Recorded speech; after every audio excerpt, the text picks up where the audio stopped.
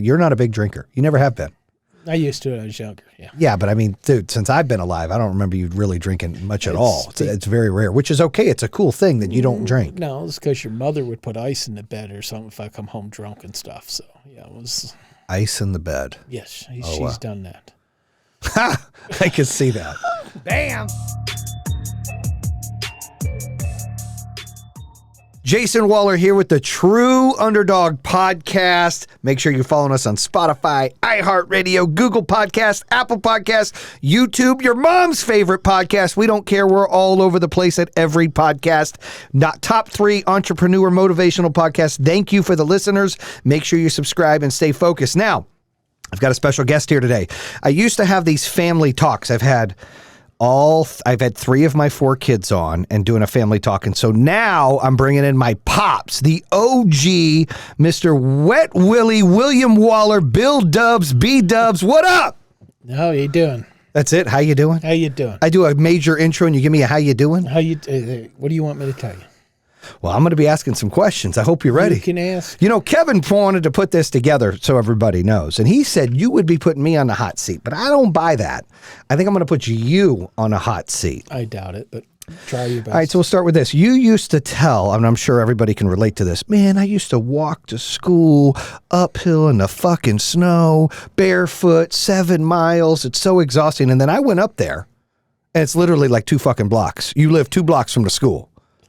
Actually, it was 6 blocks, and it was in the snow and that. We didn't have buses. You said like 6 miles. Well, what the hell's the difference between a mile and a block? It's a lot. Yeah, I'm okay with it. Yeah, Close enough for the government. Close enough for... That's another line, right? So we would be building decks and doing things, and nails would be half-assed and pigeon-toed in and not looking correct, and you'd be like, it's good enough for the government. Explain that theory. Have you ever seen any government buildings? It's close enough for the government. They don't care as long as it goes up. That's it? It works. Okay, it works. Okay, so you're a father of 3. I've got 2 siblings, right? Yes, sir. Dude, I'm not sir. I'm sorry. It's just a habit I have. You're just so polite. This ain't By the way, I grew up with you and you were an asshole. I mean, I love you, but you were mean and rough. Now you're, yes, sir. Yes, sir. Really?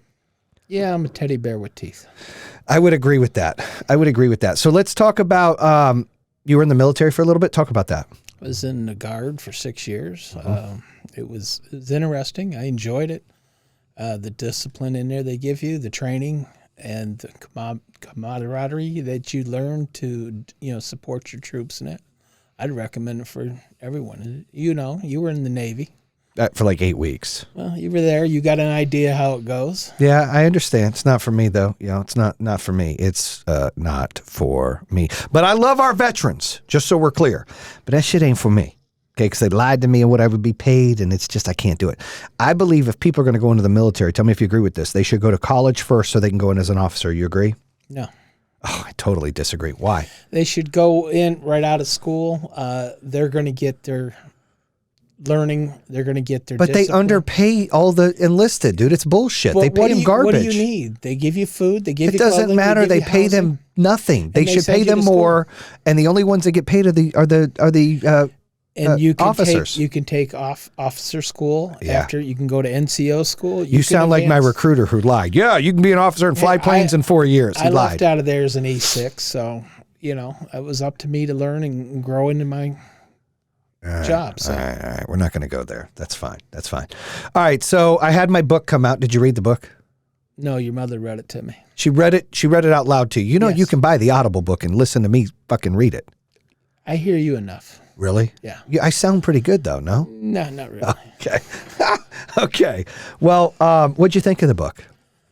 I thought it has some intriguing misbeliefs in the story. I mean, things twisted around a little bit here and there. And really? Yeah. Like what? Being really broke. I was thinking, how broke can you be when we used to go to Disney World or Disneyland every year for a week? We had a car with no fucking air conditioning. That's okay. That just made you tougher. No air conditioning in Arizona.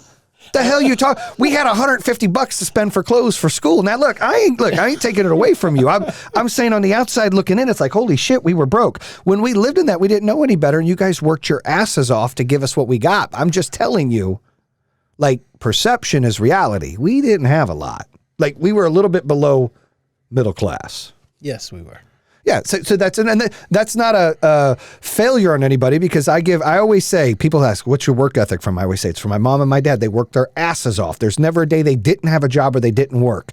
Still to this day, like that's what you guys are about. Like, how do I provide? How do I work? So I give you guys credit for that because you guys got married young age. You were 18, mom was 16. Correct.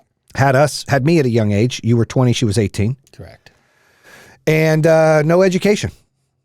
High school. You got a GED. Yes. That's not like, so no education. Okay. Okay. So, but still went out and grinded and worked your ass off. Yes. Worked at AT&T. 30 years, yes. 30 years. They give you a great package or a half-ass package? Half-ass. Yeah, that's what I wrote that in a book. Like, dude, they gave a Mickey Mouse package. They did. I worked there for the benefits, not the money. You remember when we went to Disneyland, we got to see OJ. You want to tell that story? I love that story. Yeah, we were there. It was 1984. We were at... No, it's not 84. It was like 94. 94. It was 94. It was our last trip to Disneyland. Yeah.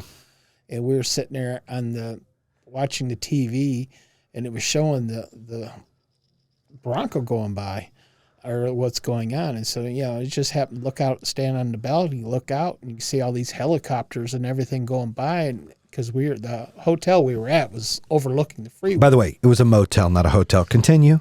It was a hotel because they had a fountain downstairs and a breakfast area.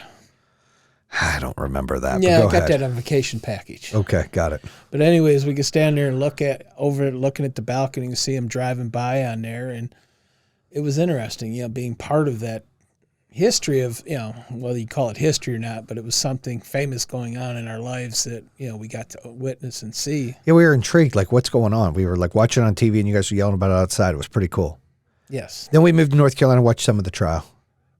Yes. Let's talk about the move to North Carolina. Okay. Let's talk about as a young person. We moved a lot. Why do you think we moved a lot when I was a kid? Because we did move. I went to like fucking 10 schools. Let me see. In Phoenix, we went to probably 4 or 5 different houses. The 2-story house, the house with the pool. Michelle. Villarita. And Windrose. Michelle, the 2-story house, 33rd Avenue. That's the pool. Okay. Villarita. That was the last house. And Windrose. That's 6. Windrose was the one you were born at. Yeah. I was born at Windrose. I thought you guys were in like a condo. No. You're right. I lived on Dunlap. Yeah. In the condo. In a duplex. Yep. And then we moved to Windrose. Yes. Why'd we move so much? Houses. You just like to move? Gave them back.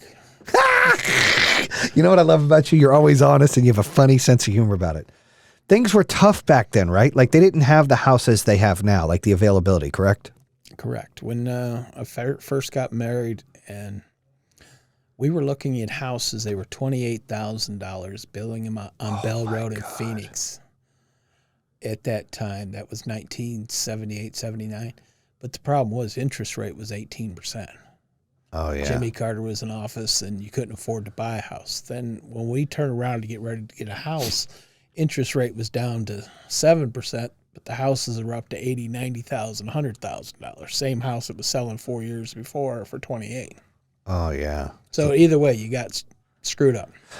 So when you moved to Arizona, and you got a job at AT&T and you were doing the National Guard, Mom was working as a cake decorator at Fry's? Fry's, Safeway. And, as you continue to do that, they give you, you were there how long when they told you that they were going to close the plant, you had to move? I was there 28 years. No, before you left. Before I left, I was there 15 years. So I talk about in the book, and I bring this up a lot. And, I remember the story of your late friend, Mike Roberts, right? Yeah. Offering to open you up a sub shop. Yes. And Mama Bakery. Yes. In the same complex he was in. Yes. And you thought about it. Very deeply, yes. And you made the decision based on 2 kids having asthma. You were worried about their health. You wanted to keep benefits. And so you wanted to stay at AT&T. Correct. You played it safe. Yes, I did. Which is respectful. Like, I love that because if you didn't play it safe, God knows, we don't know what would happen, right? But we were talking about that earlier. Some people like to play it safe, and there's nothing wrong with that. The world is full of people like to play it safe. There's people like to be in the middle. And there's world people like to go, holy shit, not safe at all, right? I think I'm more on the far side. But what I learned from that is, and I talk about it in the book, when we moved to North Carolina, I watched you and Mom work your asses off. You're working third shift. We were delivering papers, everything we could do to get by, right? Yes. I mean, we just worked. That's what it was like. Work. Let's get the shit done. There was never an excuse. There was never give me government money. Let me cheat the system. It was always we're working our asses off and we're going to get what we want. Correct? You had to get what you earned. Yeah. So with that, I remember seeing the struggle. It was hard. And I remember telling myself, if I ever get an opportunity to play it safe or not play it safe and bet on myself and jump on the unicorn, right, and play to win, I wanted to learn to play to win. Yes. So just so you know, had that experience not happen, I probably wouldn't be the person I am today. That little moment there kind of changed my outlook on business. I don't know if you know that. I mean, I mentioned in the book, but that was my whole outlook on business of like, I seen my parents struggle and work their asses off trying to stay safe, which I understand because they want to make sure their kids are okay. I just didn't want to do that. I understand. But you were always one that things, would come to you. You would turn things around and you would take a bad thing and turn it into a good thing. Perfect example, when we first moved to North Carolina, you and that principal up there, Mr. Lutz, hated each other to the point, he tried to, set everything up, get me arrested or whatever. And then when you won that award and you didn't even know it and he called you in, you showed up on shorts and T-shirt in a ceremony they're having for giving away awards to the kids, and you show up, didn't even know you won it, T-shirt and shorts to go across the stage, and won the highest math average award there. That's what I mean. Things like that, you've always went to the top to put people that doubted you on the bottom. You've always done that, always have. Well, I appreciate that. I do remember Mr. Lentz. He was mean. I remember getting in an argument with the defensive backs coach, the teacher at there outside about my hat. He put his hands on me. I remember coming home and telling you lost your cool, came in, threatened to beat the shit out of everybody, hitting on the desk, don't ever touch my kid again, lost it. Yeah, they almost put you in jail. I remember that. Talk about a hothead, right? Talk about a hothead, okay? You're a teddy bear now, but back then it was like, you were like, bam, you were ready to go. And so I remember that intimately, and thank you. I never looked at it that way. I forgot about the award for math, and you're right. They wanted me out of that school. I ended up transferring anyways to Concord High School, but winning that award, I wasn't ready for it. I was like, what? I won an award? It was crazy, and I won for the highest average. It was odd, but I was on a goal just to do all I can do, so I appreciate that. But I talk about work ethic because in today's world, people don't have the work ethic that I at least experienced, seeing you guys do and that I was involved in. And some of my generation I feel like it's gotten worse. You agree? Oh, yes. Explain, yes. Elaborate. Parents, this is coming down to parents not making their kids responsible or holding them, to do things, earn things.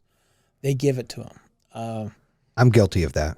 You give it to them. They expect it. No, like, hey, if you want to go to the show, you want your $10 or $12 a week allowance. You're going to cut the yard. You're going to take out the trash. That's what you made us do. That's right. I mean, there's nothing a free ride. And, hey, it's 15, 16 years old. You're working at Burger King or something. You're learning a job. But now it hurts the kids' feelings if they work at Burger King. And I'm sorry, but pride and that stuff gets in your way. It just makes you a weaker person. You just don't. Burger King still needs people to work. And they can't get them. Nobody can get them. People are sitting at home now. We're begging people to come to work. That's true. And it's it. If they can get a check and sit at home, they're doing that. And parents need to look in the mirror and say, what did I do wrong? Why did I make my kid do this? I know their parents made them do it. What happened? Well, I will jump in there. I always take ownership. I'm guilty of just giving to my kids. And it's hard because I'm still out there grinding and working, so I almost don't have the time. I feel like Hannah, my oldest, I failed because I didn't teach her adult responsibilities. I didn't make her earn anything. Now, when she was younger, we didn't have a lot. We were getting more and more and more. But As she got older, I've kind of cut her legs off because I did everything for her. And I've gotten a little better. And I'm going to ask you this question in a minute. I got a little better with Kenzie, and we're a little bit better with London, but neither one of them are really like working. They're doing chores. Like, we've gotten away from all that. We should have done that. You're right. The society has changed things, and there's no responsibility. I always feel bad. I have these conversations, think about it. I'm like, that's it. I'm going home. Everybody's got fucking chores. Everybody's in trouble. Everyone's got an allowance. Take the trash out. And they're all like, what the hell happened to Dad? Like, my life was normal. What's wrong with Dad? Why is he coming home telling me we got to do stuff? And then it ends up falling off the shelf anyways. It only lasts a day or two. I've really got to take a serious stance and adjust to teaching my kids to be more of adults. Me and my son, Chris, you obviously know Christian, we have deep talks about being an adult or being a true man. And I'll give you an example of this. Me and Liz, his mom, my wife, got in an argument, and it got heated. And Liz said something, and I said, well, she said, well, don't talk to me that way. I said, I just effing did. So I don't know what to tell you. And I walked away, and Christian came in shaking his head. It's like, don't talk to my mom that way again. I was like, okay. And he walked away. And a part of me was like, why is he saying that to me? Like, he's got some balls. But then the other part of me was so proud of him because he stands for the right stuff and he's taken up for his mom. So we worked it out. I wasn't all guilty. I was guilty in how I reacted to something she said, which everyone has arguments and problems, and that's what happens. I should have probably kept my tone down a little bit. But he was right to say something. So I walked in there, and after I made up with Liz, said, I shouldn't have reacted the way I did. My bad. And you said, my bad. We made up. So I went in there, talked to Christian, and it wasn't a big fight, but he didn't like it. And I said, hey buddy, I just want to tell you, I shouldn't talk that way. I shouldn't get that upset. And my reaction is my problem. I need to react a little better.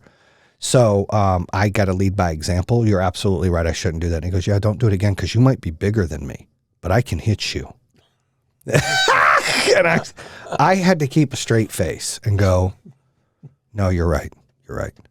And walk away. And I walked away feeling that he's a good boy. He's a good young man, because I would rather him be on my crap about what I say or do and act than be the complete opposite and be just a prick to women and mean. Like, I love that he loves his mom. I love that he loves his sister. I love that he's protective. Right. Yep. But I feel like when I was a parent with Hannah, I was a kid. So I grade myself, and I grade Liz like a C. And then with Kinsey, we were a little older, maybe a C+. And then with London, maybe a B. And with Christian, like a B+. Do you feel that way, that you guys parented one way with one kid, then to your second kid, then to your third kid, or you think it was the same? How did it evolve for you? Actually, you're more protective of your first kid because it's the one that you're worried about making mistakes on. So you second guess every decision you make. Then the second kid gets a little bit easier because, been there, done that. You give them a little more rope. Then the third kid usually gets free rein and then gets reeled in when they do screw up. So parenting is a learning for the parents and the kids, but usually parents, as they have more, they tend to give less attention to the kids as they get older. But at the same time, those kids are learning street sense. They're learning smarts because they don't have somebody coddling them. Mm-hmm. So usually by the time you get to the youngest one, the baby or whatever, that's the one that's going to be the most ready for the world. I would agree. I would agree. I think I might have been the unicorn because I felt I was pretty ready for the world. I was pretty mature. I mean, I was, true story, like 10 or 11 years old, taking a bus to the mall. Yes or no? Yes. In Phoenix, Arizona. People don't believe me. I'm like, guys, I was like in 5th and 6th grade taking a bus with friends to the mall. They're like, no way. I tell my kids that. I'm like, I won't let them ride their bike to the end of the street sometimes. But we were taking a bus 9, 10, 12 miles out. I don't know how I was prepared, but I would agree. So like Hannah, we coddled more and overprotective, and then Kinsey a little less. So everything you're saying is accurate. And I think listeners out there and viewers out there would agree with that. My theory is like, you're overprotective, and then it's like, okay, I'm not going to be as overprotective. Then it's like, I really don't give a shit. And then the last one, you're like, you don't even know what's going on, right? It's like, I don't even know what they're doing. Just tell me later. Well, usually also at the same time, their brothers and sisters keep track of them because, mom and dad's going to get you for that. They got me for that. Yeah. So that sort of helps there too. I'll tell you the story. I came from a family of 7, and The oldest for me there's 20 years difference. The next one close to me is 6 years. So when I was about 4 years old, 5 years old, I remember my brothers and that talking about a razor strap. And, they said when the old man gets that razor strap out, you're going to know it. So, one day I went looking around and he wasn't around. I was looking around his closet and I seen this razor strap hanging on a closet door. And I said, I'm never going to feel that thing. That thing ended up in the trash. You threw it in the trash? I threw it in the trash. About a year later, he went looking for it. I never confessed to getting rid of it. I was never going to feel that thing. But that was only because my siblings told me about that razor strap that they spent many a days with that. I wasn't going to feel it. Ugh. No, I agree. It's 7 though. A family of 7. Like we don't see that often anymore. What was that like? Like what was Thanksgiving like, Dad, at your place? World War VI. Really? Talk about it. God. Well, I had one brother that would drink a case of Pabst. One brother drink a case of Budweiser. Another brother-in-law drink another case of Pabst. My mom drank a 12-pack of Altus. And then, you start drinking and start arguing about politics, religion, or food, or something to do with each other's kids. It always ended in a fight, someone stomping out. Yeah, Always. Yeah, we had some of those. It's but it's not a good holiday. If you can't, fight and argue, then go home and next day hug and make up. You got a problem. Well. Couple things that you said. One, you don't drink much. Just so I want to make that right. You're not a big drinker. You never have been. I used to when I was younger, yeah. Yeah, but I mean, dude, since I've been alive, I don't remember you really drinking much at all. It's very rare, which is okay. It's a cool thing that you don't drink. No, it's because your mother would put ice in the bed or something if I come home drunk and stuff. So, it was... Ice in the bed. Yes, she's done that. I can see that. Well, so growing up in the Waller, the Kenneth Waller house and Alice Waller house with your parents, my late grandparents, it was World War VI on Thanksgiving. We had a few of those too, right? Mm-hmm. Yeah. I think what I used to tell when I first started dating Liz, or I tell people, and I know like people that know me, that know my family's a little crazy, right? But I used to like kind of be embarrassed and tell them, hey, listen, we love hard and we fight hard. It's just what we do. So you would agree with that statement? It's right on. Yeah. Because most people are just like even keel, like, I'm not going to say anything. I'm not going to start anything. And I don't really care what they do. But ours is like very passionate, very confrontational on both ends, whether it's loving or fighting. Yes, that would probably be a lot of my fault because I always taught you kids to stand up for what you believed in and say what you did. So, when you do that to me, I don't want to hear it. So maybe I shouldn't have, but I did. No, I get it. I've got a couple opinionated kids that stand up for some purpose and cause, which I like that about them. Like London is the number one person that stands up for what she believes in, even though it's the opposite of what the other kids might believe in, right? This wood that is like white, she could be like, that's purple. And she will fight you saying it's purple just because she doesn't want to agree with you. The conversation will end with being purple. She usually wins. Yes, because you give up. You can't. London is a tenacious bulldog. Will not let it go. Yeah, she's pretty tough like that. And then she got that big fight in high school. That went viral. Yeah, I kept telling people one day she's going to snap. She's going to snap because you could see, she'll take it in and walk away, biting her lip. And I felt bad. And it happened to be that poor kid at school that, came on her and pushed the wrong buttons. Yeah, I felt bad too. I would agree with you. I used to tell her sisters, like, hey, y'all better quit messing with London. Like, she's a little different than you guys. Like, I love you guys, but she's a little different. And she, they didn't really believe me, but they believe me now that Junior picked on her and she laid the smacketh down, right? And it went viral and took off. And, I tell my kids kind of what you told me as a kid, never start a fight, but always finish it, right? Yes. Were you told that the same thing? Yeah, I used to have a kid next door who used to pick on me, and he was a little bit older. My dad just, one of these days you're going to take care of that battle and quit running away from it. So eventually I did. What happened?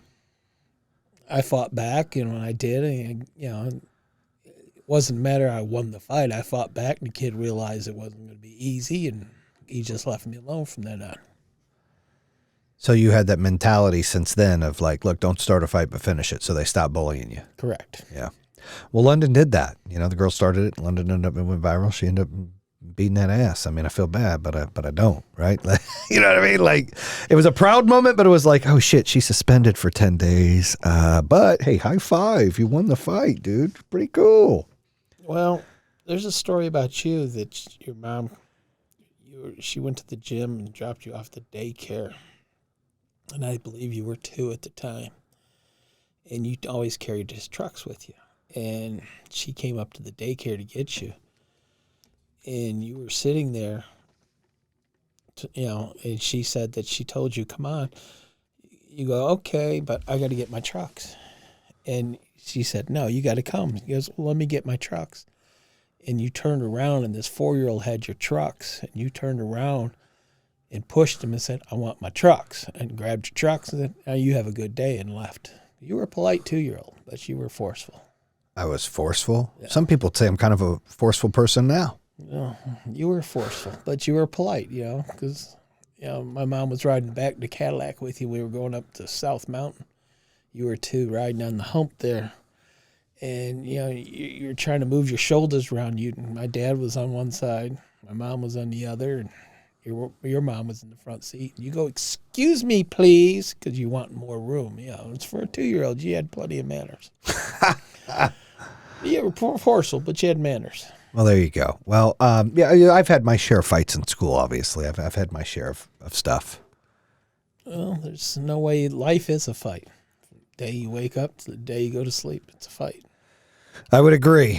So moved to North Carolina, working at AT&T, moved to trailer park. Yes, we did. Bought the trailer. Yep. Lived there. I didn't even know what the fuck trailer park meant until we moved there. Like, I didn't even know what that meant.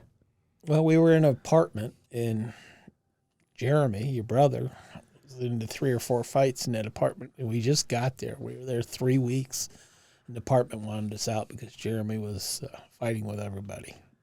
Yeah. So it was do something, and the fastest thing I could do was buy that land and put that double wide on it. Well, I had no problem with it, but I'm just saying, I go to school and people talk shit. Like, really? I'm like, really? I don't see the issue. It was a good little house. I liked it. Put a pool in the back, above ground. Yeah, we did. We had a rock driveway, not even concrete, fucking rocks. It was rocked, and we asphalted it later. Eventually, many years later. Well, that driveway's 30 years old now or something, 20-some years old, and it's still there. Asphalt, never broke up. So that rock was a good base. So I wanted to also say congratulations. You and Mom built a new home. How exciting was that process? I know it was long, but how exciting was it? It was great. All the years, we've been married 45 years this year. We've never owned a new home or went through and designed it, but we did that this year with, thank God, no steps, and it's been great. Love it. Love it. Super excited. Been there. It's a beautiful home. So happy for you guys. I know Mom was super excited. Bring the grandkids over. She got 2 rooms for them to stay. Yes, 2 rooms. In fact, I just got to put together double queen bunk beds. So I got enough room for a bunch of grandkids. Oh, wow. Have them all over. Play video games. Yeah. Or Uno. You like to play Uno. Or 5 Kings, except Hannah, she cheats and beats you? She does. She beats. And I don't like to lose. Just don't like to do it. But, and if you know Hannah, and she beats me like there's no tomorrow, like a wet paper doll. And I don't understand how or why. She does. She's so good at the game. She is good, and I cannot, for some reason, get over on it. I just can't, and it's frustrating. She says you get a little fired up. I do. Yeah. So you kept the great grandkids this weekend. How was that? It was great because they're great. Oh, because the great grandkids. Yeah. Grayson, he's gonna be a little lover boy with him and his blue eyes and that little smile, and then Lily. Well, she's a typical Waller female, Damned if I do and damned if you don't. So I would agree with that. She's a fireball. Yes. She's still my favorite person right now, though. Oh, yes. By far. I mean, I'll get close to Grayson soon, but Lily's my favorite by far. Out of all my kids and grandkids, she wins, and that's facts. Well, that's the one good thing that I can say about all the Waller girls. They'll defend themselves. I don't have to worry about them. They'll hold their own. I would agree. So let's talk about regrets. Do you ever have any regrets? Yeah. Let's hear them. Me and you have never had these kind of conversations, by the way. The one regret was you were talking about Mike Roberts, and he was offering the bakery. So you did, when you didn't do that, you regretted it? Somewhat, because there was more to the story than what you were knowing, is that he also, the 7th Street and Bell video store, he offered me to take ownership of it, basically paying him $100,000 for it. In payments, just walk in, become the owner in payments. Within 2 years, he sold that, and he averaged out $1 million a store. Yeah. And that was, that I regretted, because that would have been a great start to what life back then. But, I learned a lot from Mike. Mike was a good dude. He's made a lot of money. Lost a lot, made it again. Lost a lot of money. Same age as I was when I grew up in Michigan, so we had a lot in common there. We met in Phoenix, but he's gone now, and I miss him. But it was good. I've learned from several people. I've worked at Amazon and AT&T, so I've worked for some 500, corporation, 500 corporations. So now I worked for ISI and Power Home, working for under you and that, and it's crazy. We got 2 firecrackers in here, and one of us has got to win or lose. We've had those battles. Yeah, we have. I remember when you first started working for me, that was really hard. Yeah. I think for both. Well, you're still an asshole. So. Well, I'm not going to deny that, but I will say that that it was tough because and look, if I have regrets, I love that you work with me, because it's it's hard to surround yourself with people you trust as you grow. And obviously you're my dad. I have to trust you. Like, I know you've got my best interest. But I regret bringing family into the business because I feel like I didn't get to be the son or the brother. It was more like everything was more work related. So if I have any regrets ever, it's that I don't you can't change it now, and it's fine because I think it's important. I think there's other ways that we've bonded that we probably wouldn't have bonded in those ways. But I think I missed out on a lot of father-son stuff, maybe as much running companies. Now, I had that same situation at home. I missed out on a lot of stuff even at my own family running a business. I mean, it takes a lot out of you. But those would be some of my regrets. Not in a bad way, I wish not. It's just that I'm trading one for the other. And then sometimes it's wondering, what would that would have been like? Yes and no. You look at your brother, and he was trained by Kevin in doing those sales things. Remember, he's thrown out in Phoenix with a bag and a bottle of water. Lunch, have a good day. And he put his heart and soul into it, but in his heart, he didn't feel like he got his fair share, which is debatable one way or the other. But he looked up to you. Right. Okay, Jesse, same thing. She put her heart and soul in it, but she looks up to you. They're both, everybody in the family's proud of you. You are the rising sun in the Waller, group. But yes, it is hard to work with family, but you'll never have anyone that trusts or has your back more than family. I would agree. Point, you just have to learn how to balance it. Because most businesses start out there family. I agree. They grow sooner or later and become corporations, but they started out family. And look, people ask, how do you, you guys have done this, in 3 companies and your dad and stuff? I'm like, yeah, it was only really bad the first year. We had some bumps along the way, but after that, it was it just gelled, right? I didn't have to worry about what you were doing. You had control of your shit. I trusted your decision-making. You trusted mine. It was very beneficial. And yeah, with Jeremy's one of the best salespeople on the planet. Could have been the as high as he ever wanted to go. The sky was the limit for him. He just, other things got in his way that distracted him and cost him, opportunities. That's where I would say, fair share.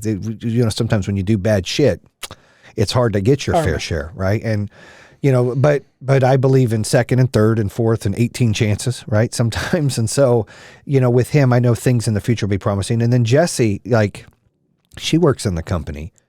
And she's a director, and she's getting groomed, and we're probably going to bring in a senior director eventually to groom her more. But she's come a long way. She's never worked for corporate America like you and me. And look at who she is today. It's pretty impressive. Yes. Yes, and she's But it takes away from mine and her relationship because she works for the company. We're not as close. That's my point. Well, which sucks. There's also 7-8 years between you two. When she was up, in fact, she used to be jealous of Hannah.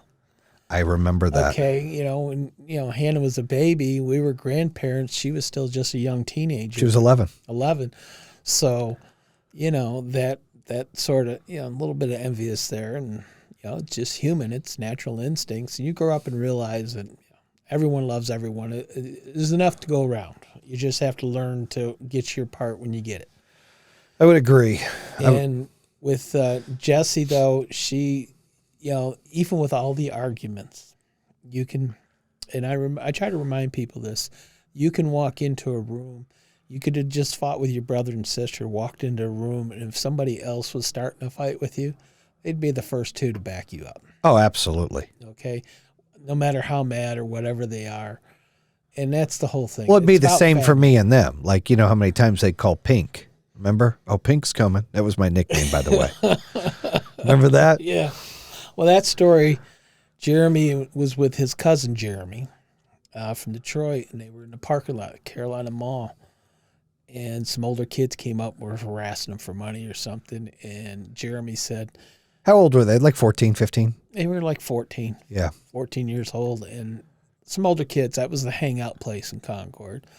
Older kids come up harassing them. And then Jeremy said, well, you know who my brother is. You keep messing with me, I'm going to get him after you. He goes, who's your brother? He goes, keep messing with me, I'm going to get Pink after you. He goes, kid asked him, who in the hell is Pink? And he goes, Jayson Waller. Oh, okay, have a good day. I'll see you later. And he turned around and left.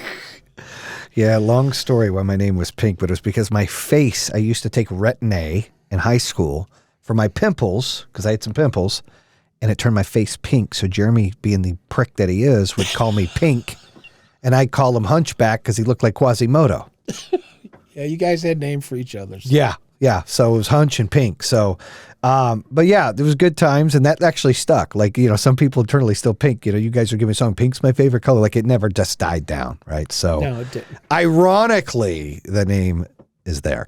The other thing is I want to talk about before we wrap up, because we got a few more minutes, is let's talk sports, because one of the things that, and I was happy to see you come back to watch football again, by the way. I know you don't like all the politics and the bullshit. Look, and I can agree on a lot of that with you, but I can't miss Lions football. Like, it's just my thing. Now, you got back to it. I don't know. I think Liz or somebody said something to you. I think we agree that it might have been Liz, but I was like a little heartbroken because that was mine and your thing. Since I was a kid, I was 11 years old, and we watched Barry Sanders get drafted. It was the first draft I ever watched it with you. We went and watched his first game in Arizona, and, I never really not missed a game, whether it be on TV or I go to it since then. Like, even to this day, I don't miss a Lions game. But sports was a big deal. So how cool was it, because you were the biggest Barry fan, to sit down and have dinner and conversate with Barry, and to see, like, your son do a commercial with him and him be part of our business? How exciting is that? Well, I got to sit down with Barry at the Christmas party, and talking to Barry, it humbled me a lot to realize that this guy, being my hero and being as great as he was a great guy. He's humble. I mean, we talked about his dad and stuff and talked about things.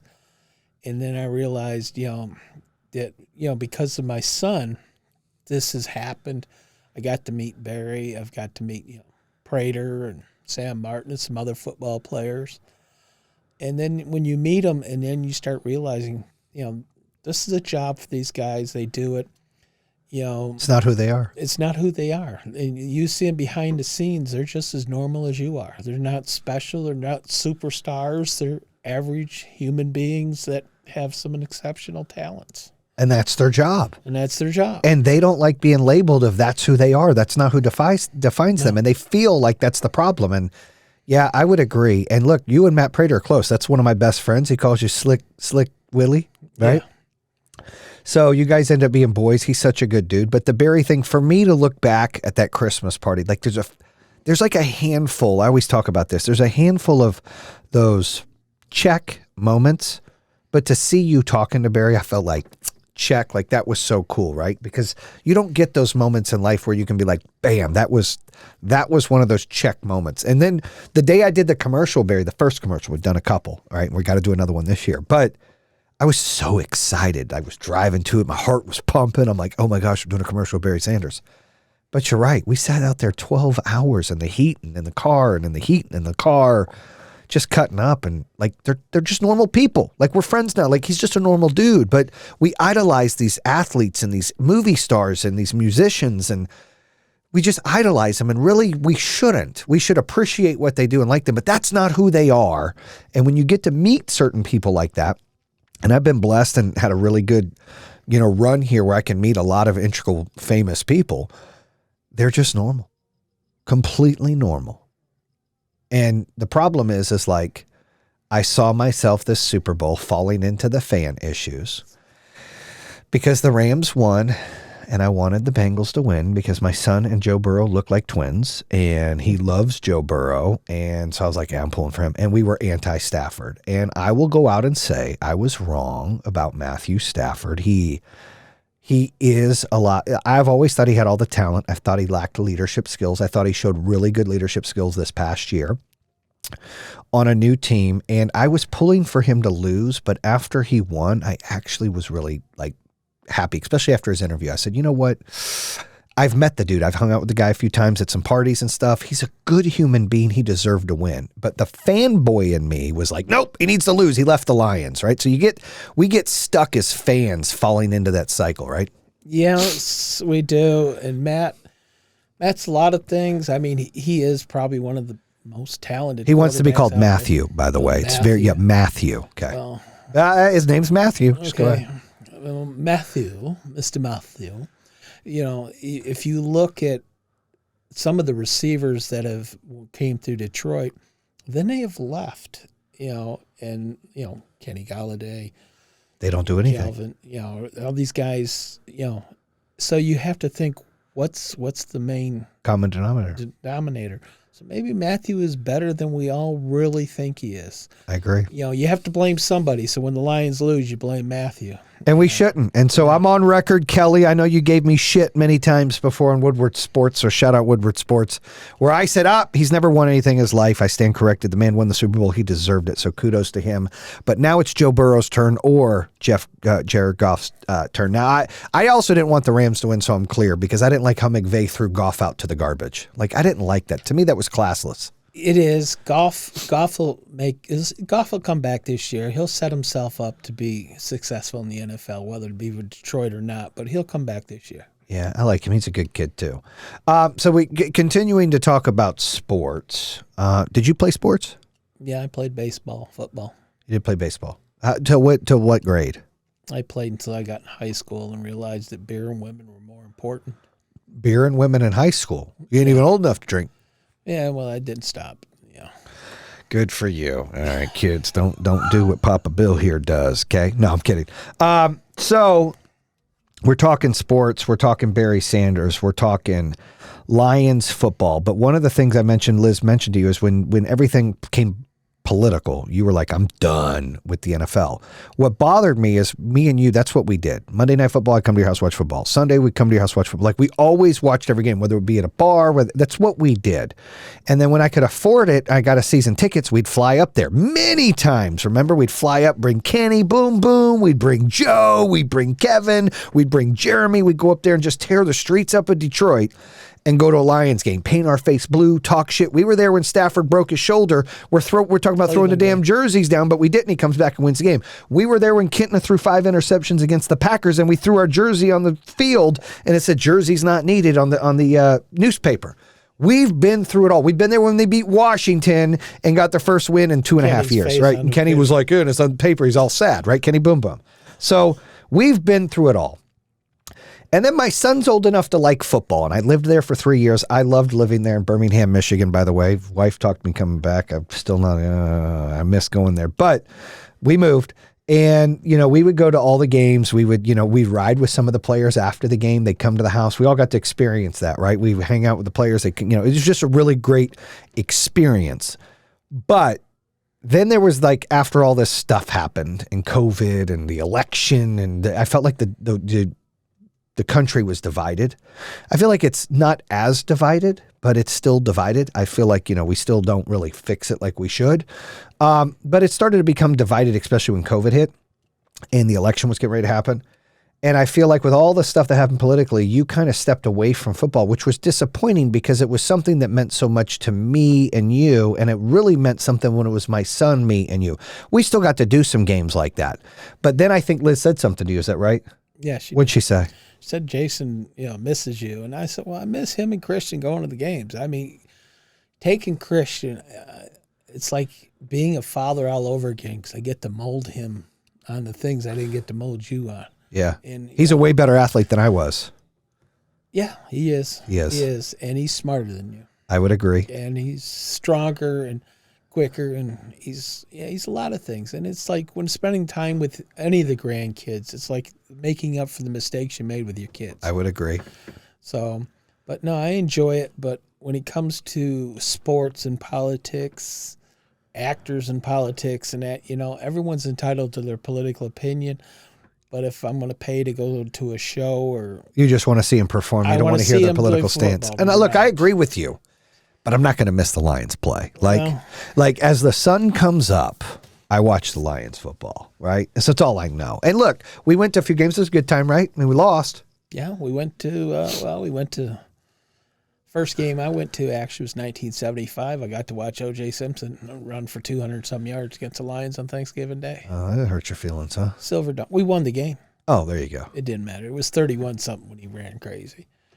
Then me and you went to opening day of Ford Field, Thanksgiving Day. Saw Bon Jovi at halftime. Was it Bon Jovi or was it the other gal? Oh, it was a gal. Maybe it wasn't Bon Jovi. The gal that played the piano. It was the gal. You're right. I forgot. I always wanted to see Bon Jovi. So I got to see, both those stadiums on the first Thanksgiving days. We went to a lot. We went to Green Bay on a Monday night game. That wasn't too long ago, a couple of years ago. No, Will we ever go back? No. Why? There's nothing there but tipping cows. Dude, it's so bad. I always say Green Bay reminds me of West Virginia and Alabama having kids. Like, it's just not normal. It's bad. It is. It's bad. They're very nice people, though. They're so buying nice. drinks and all kinds. They're like, nice hey, I'm people. so sorry the refs are screwing you guys over. Here's a beer. It's like, what? But good times. It was good. Jacksonville game? Boom Boom. Kenny Boom Boom got his name in Jacksonville. Remember, we were out there trying to start. It was so cold in Jacksonville, and we were cooking. We stayed at a motel, right? Motel 6. It was a motel because the doors are on the outside. That's how you know when you're at a motel, guys. Well, that was back in the days when... Back in the days. This was like 2003. It was back in the days. Nobody had no money. We take cars. We didn't. And we all drove, down. yep. We stayed in $39 night rooms and... Bought cheap tickets and went to the game. Bought cheap tickets and sat everywhere and went to the dog track and paid 25 cents for hot dogs, 50 cents for beers. Oh. That was a good time. Kenny was having a great time till Claire called. Oh, yeah. I'll never forget that. He was having a great time. Claire called. The color left his face, and he just... He was like, let's go. Come on. Let's go. Let's go. Let's go. I'm like, here, Claire wants to talk to you. Hey. Hello? Oh, okay. That's what happened. It did. We're like, dude. Well, I was, back then, as a group of, with Joe and Brian and Kenny and Jeremy, there was one more we used to go with us once in a while. Kevin went sometimes. Kevin? After 09, he went. Yeah, Kevin in the Arizona game. Oh, geez, that was so bad.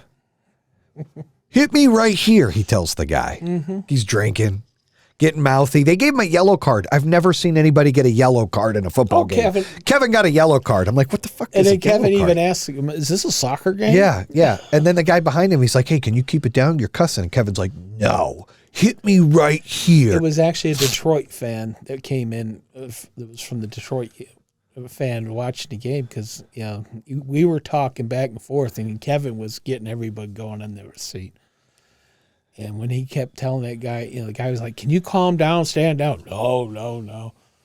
And then Joe reached over and goes, and Kevin kept going, hit me.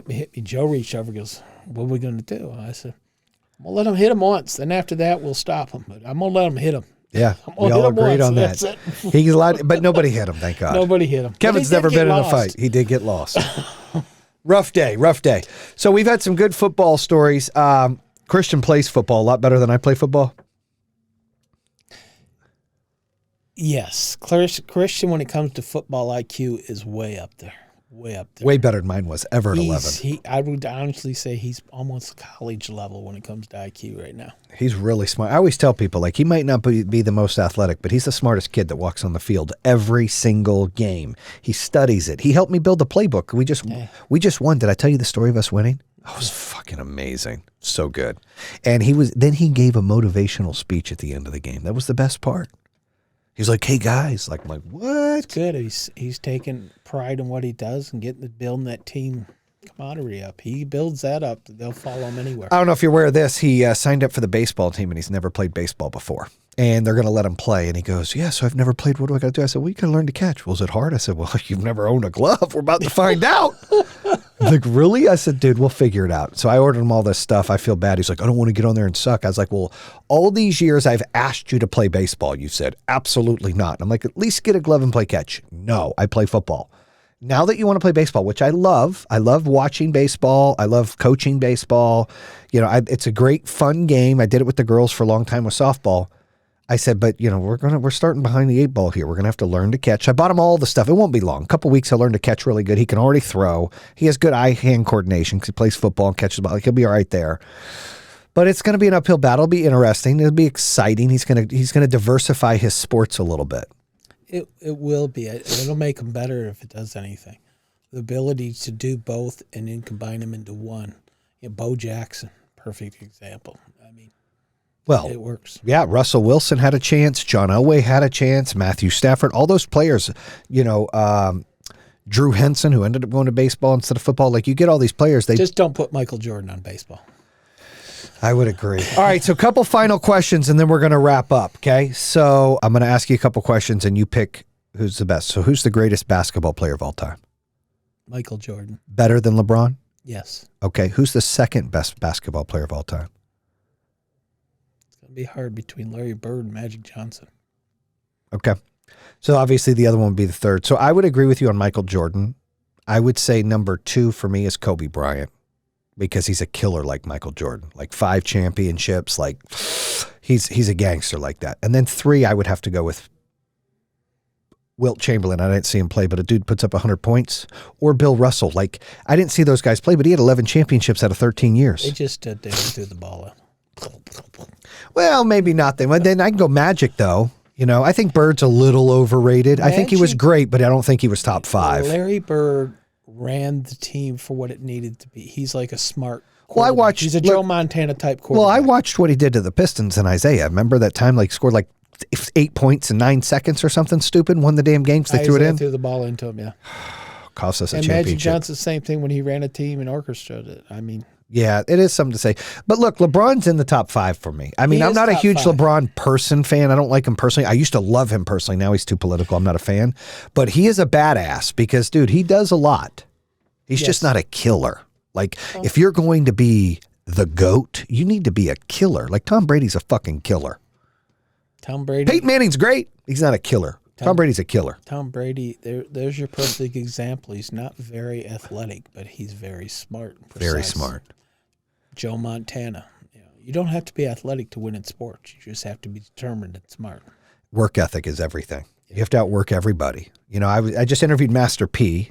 You know, I don't know if you know who that is. Make him say, that's my dude, right? And he said, like, hard work outperforms talent every single day. And he's right. It's true. You know, you can have all the talent in the world. Talent makes you lazy. I agree. You see it all the time. See it all the time. All right, so that's the greatest basketball player. Who is the greatest football player besides Thomas Brady of all time? Besides Tom Brady. Yeah. I'd have to go to Barry. Ooh, homer pick. I got it. Barry. I'm sorry, the best running back ever. Barry didn't have the offensive I'm going to go Jerry Barry Rice, by the way. Look, and I love Barry, but Jerry Rice, dude, the guy had the best hands, the best route running. He did it on multiple teams, and he helped Joe Montana and Steve Young win those championships. We've never seen anything like him. Now, Cooper Kupp's run some routes like that, and you see some other players, Calvin Johnson breaking records, jumping through the sky, but nobody's been Jerry Rice. Who was the guy that signed the star in Dallas? That was Terrell Owens. Wasn't Terrell with San Francisco with Young? Like the final year, but not to win a championship. And then he played with Jeff Garcia. That's it. Yeah, Garcia. and Terrell Owens was a hothead though, but good. I mean, athletic, just a hothead. So Barry would be my Barry would be number 2. two. Mine would be Jerry Actually, Rice. number 1. Barry would be my number 1 Over Tom. over Tom. Barry carried a team. It's hard for me to think that Barry is number 1. And as much as I love Barry, I love you to death, dude. He's the number 1 running back to me, but he's not the number 1 player. Just because to me, if you're going to be the best player, you got to be the best leader. Right? You got to lead the team. You got to elevate the team. Barry doesn't elevate the team. True. Tom Brady elevates the team. He goes to Tampa, and he's kind of old. He's like fucking ranked maybe 20th in skill set right now out of all the quarterbacks because he's so old. But what does he do? He goes in there and elevates the rest of the team. So him being 20th makes him number 1 because the rest of the team outperformed what they were supposed to do. And that's what leaders and killers do. Magic Johnson was somewhat of a killer, but Michael Jordan, fucking killer. Kobe Bryant, killer. Tom Brady, killer. So you can say that in hockey. Wayne Gretzky, Steve Yzerman. Yzerman. I don't know. Gretzky was a killer, though. Gretzky was great. He was athletic. He was a star. He was a killer. He scored. Yzerman was a team player and did all. I agree. Look, I work. put Yzerman top 5, but I don't know if I'd put him 1. Well, I mean, if you're going to put them together, Gretzky would beat Yzerman every day in and day out. But if you were going to put him on to get a championship, Yzerman. Yeah, because Yzerman elevates the team. I would agree. Gretzky's more like just give me the ball.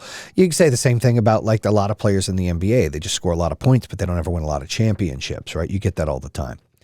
All right, so we're going to wrap it up. It's been a hot hour. It's been great. I just want to say thank you for everything you've given me, Pops. Hard work ethic, tenacity, how to overcome objections, everything you've been a part of my life, my family's life. Some good or mostly good, some bad, but it's only made us better. I love our relationship. I love how great of a grandfather you are, so I appreciate it. I love you very much. I love you too. Thank you, son. Bam!